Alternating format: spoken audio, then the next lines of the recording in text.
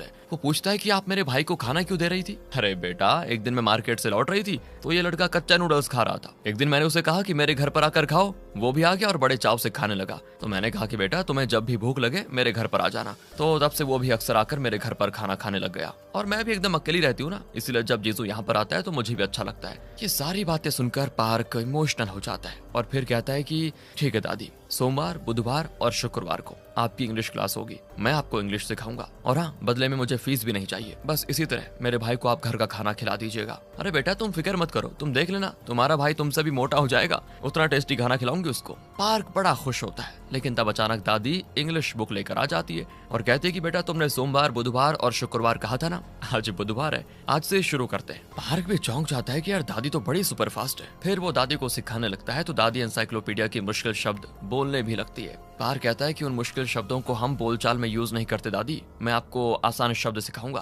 दादी चौंक जाती कि क्या आसान शब्द भी हैं क्या? फिर तूने मुझे मुश्किल शब्द याद करने को क्यों दिए रे? वो क्या है ना कि अब तुम्हें क्या बताऊं दादी, छोड़ो। उसे इस तरह डगमगाते देखकर दादी समझ जाती है कि इसने मुझसे पीछा छुड़ाने के लिए ही मुश्किल शब्द मुझे याद करने को दिए और टेस्ट में फेल भी कर दिया, गधा कहीं का। खैर दोस्तों, पार्क अब उनको इंग्लिश सिखाने लग जाता है। रात को वो मार्केट में मिशा की दुकान में बैठकर ड्रिंक कर रहे होते हैं। पार्क कहता है कि सड़क पर आप एक भी बॉक्स नहीं रखने देती और कहते हैं कि इलीगल है। क्या इस तरह सड़क पर बैठकर शराब पीना इलीगल नहीं है? खैर वैसे आपका कोई पोता पोती क्यों नहीं है? अरे पार्क, मेरा कोई पोता पोती नहीं है, वैसे अब तक मेरी शादी भी नहीं हुई है, सोचती हूँ अब कर लूं। पार्क तो दादी की टांगे खींचता है कि दादी इस उम्र में आपकी शादी हो या ना हो, दुनिया को कोई फर्क नहीं पड़ने वाला,